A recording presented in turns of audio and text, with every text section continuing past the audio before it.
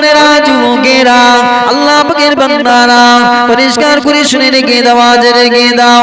ওই আবু জাহাল বলেছিলেন, এই সুমাইয়া, তুই জাহান্নামে মরবি না, বেঁচে থাকতে চাস, আমার সঙ্গে একটু প্রকাশ কর, তুই কলেমা ভুলবি না, জাহান্নামে মরবি।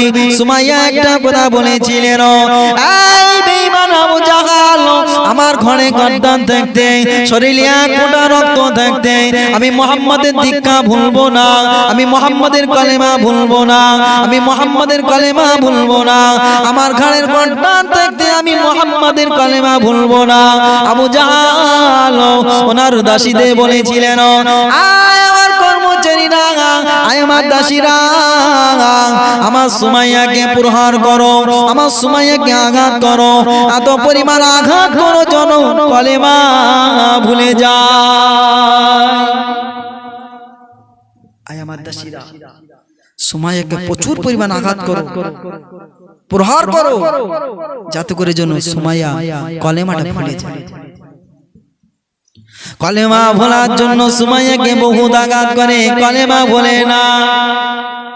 সুমাইয়া একটা কথাই বলে, আমাকে যতই আঘাত করো না কেন, কলেমা ভুলবো না, কলেমা ভুলবো না।